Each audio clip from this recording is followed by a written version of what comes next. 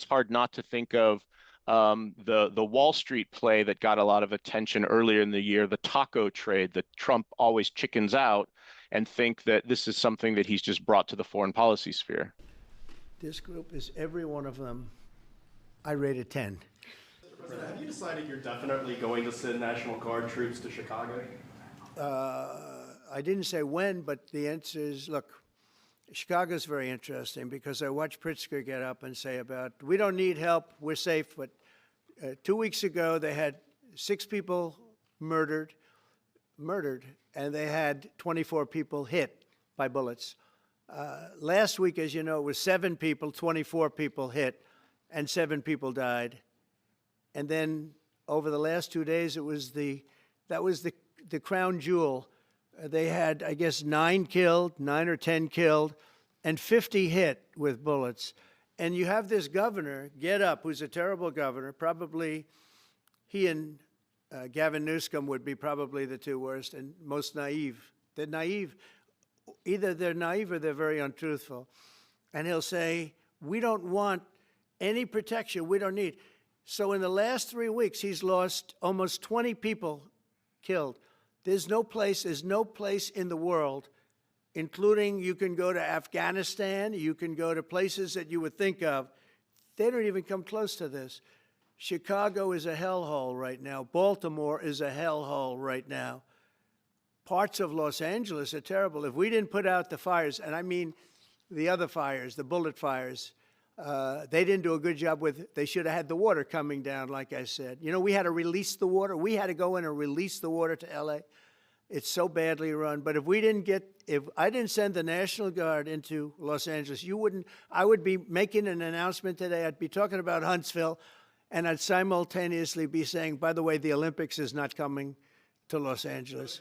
If we didn't do that, and even the sheriff, the top law enforcement person in Los Angeles said, we could not have handled it without them.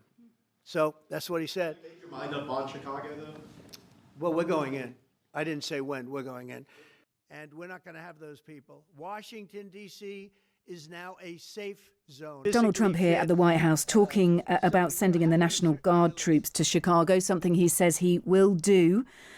He says, yes, we're going in, but won't say when. Talked about the levels of crime in Chicago, feels that is a good decision for him to make. He's been criticised by the Illinois Governor, J.B. Pritzker, a Democratic politician.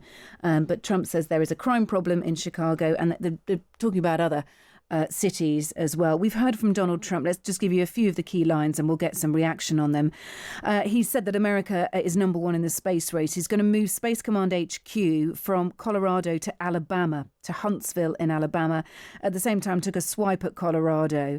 Says actually that the move was something that was always going to happen, but it had been thwarted by the Biden administration. Nonetheless, he did say or questioned Colorado's favour for mail-in voting, something that happened at the last election. They have crooked elections, was the quote from Donald Trump there on Colorado. So Alabama will now host Space Command in the United States. He talked about the Golden Dome as well. We'll pick up on that with our next guest. Called health concerns about him fake news. And interestingly, on Ukraine, this is one of the significant lines here. He says he was asked if he'd spoken to Putin in the last week, and he said he didn't actually comment on that, but what he did say is, I've learned things, interesting things that will be revealed in the next few days. So intimating there that there will be something from Donald Trump on the Russia-Ukraine conflict. We don't know what. In the next few days. This is Kate Borsay. It is the evening edition on Times Radio. It is 15 minutes past 8. Let's get some reaction then on what we've heard from Donald Trump this evening. Walter Ladwig III is a political scientist at the Department for War Studies at King's College London and also an associate fellow at RUSI. He joins us now. Walter, good evening. Good evening. What has pricked your interest from what you've heard of Donald Trump there? And then we'll perhaps dig into the issue of how Trump deals with what's happening in China at the moment. But let's just react to what we've just heard.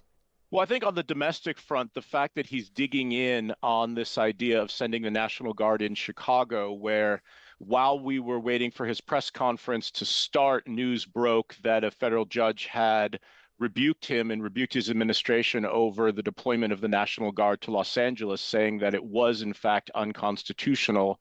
So he's continuing to kind of assert these rights, which I think are very worrisome and very dangerous from a constitutional rule of law, separation of powers standpoint in the United States. But he seems to be very proud of the actions he's taking there. And we know that Space Command is going to move to Huntsville in Alabama.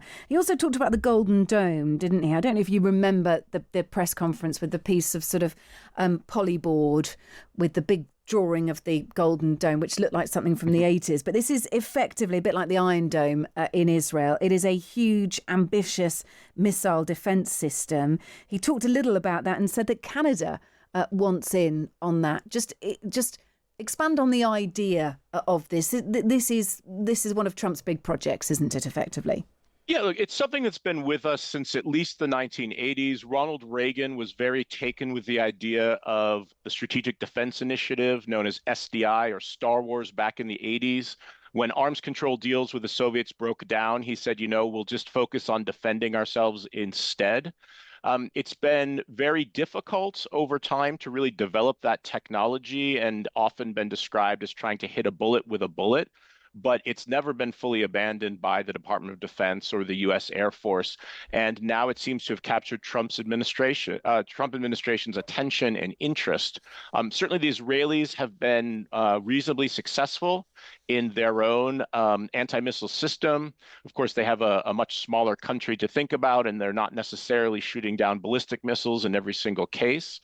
But the idea is effectively to protect the United States from hostile threats. And at a time when it appears that North Korea is advancing its own missile program, Iran is advancing its own missile program, China is expanding its nuclear arsenal, you can understand why Trump might find this interesting. Whether or not the technology there is there yet, it's still an open question. Okay.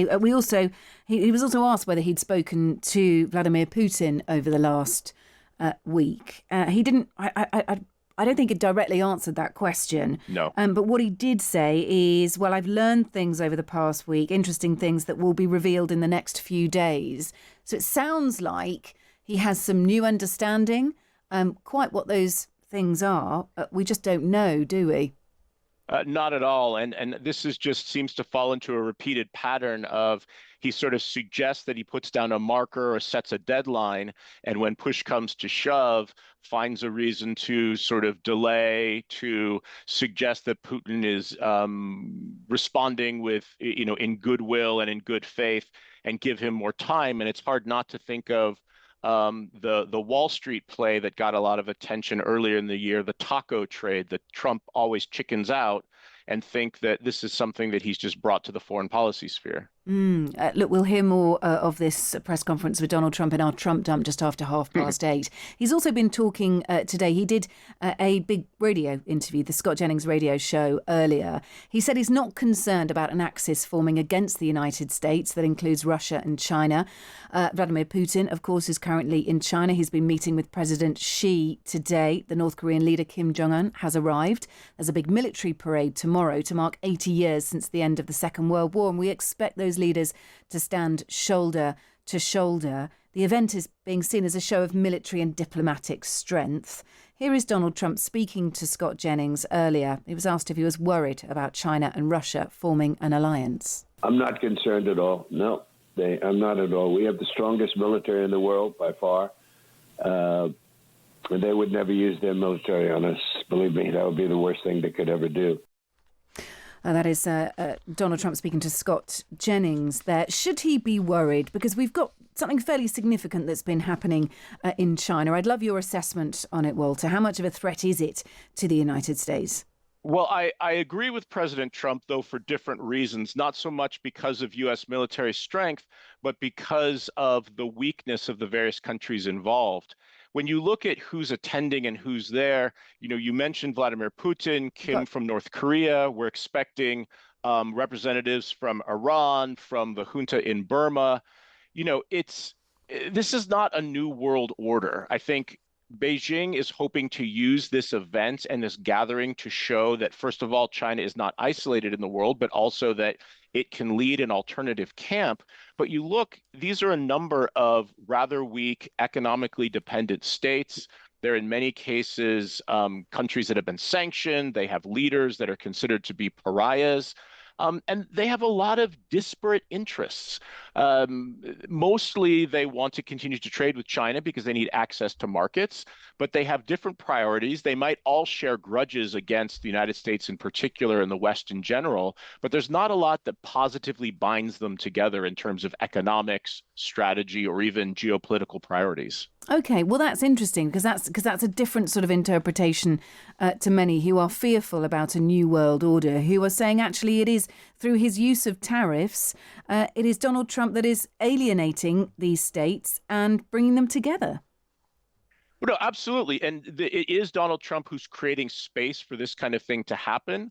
I'd be more concerned, for example, if Prime Minister Modi of India were joining that gathering. Well, he did went yesterday. To he went to the SCO meeting in China, yeah. but then left after that. He's not staying for this kind of additional parade, which really is an attempt by the Chinese leadership to kind of project at home and abroad their strength and to, showcase new weapon systems and so forth. So there's no question that Trump is making it's creating space for this kind of thing to happen. It's just that when you look at the particulars of this gathering, these are not economic rivals to the G7. These are not leading states in the international system. It's a grab bag of it's a rather motley crew, I would say. So even though they have a huge percentage of the world's population between them. If we take India, Russia, and China together, even though they've got a lot of the world's population, a lot of the world's economy, even though they've got that might, you think it would still take a different sort of alliance, that they're not likely, or there is perhaps more keeping them apart than there is binding them together. Well, again, India is not there. If India were there, I'd have a higher level of concern. But yes, I mean, it was not too long ago that Indian and Chinese troops were fighting hand to hand, throwing each other down into frozen rivers and taking lives. We still have China sitting on Indian territory. China gave very crucial intelligence support to Pakistan during the recent military clash in May between India and China. They rearmed them. They're their primary weapons suppliers. The Modi administration is undoubtedly unhappy with the United States and the Trump administration over trade and tariffs, but that doesn't fundamentally alter their geopolitical situation with respect to China, who's a neighbor who shares an unsettled border. Look, thank you so much for being with us. Really appreciate it. Walter Ladwig III, political scientist at the Department of War Studies at King's College London, also an associate fellow at RUSI, just taking in what we've heard from Donald Trump, but also events in China as well. There'll be a huge show yesterday, a huge show tomorrow, a huge show of strength. There is a huge military parade that will happen in Tiananmen Square. There will be President Xi of China, obviously, but also his old friend, as he described him, Vladimir Putin, and Kim Jong-un of North Korea, as well as several other world leaders. Great to speak to you, Walter. Thank you.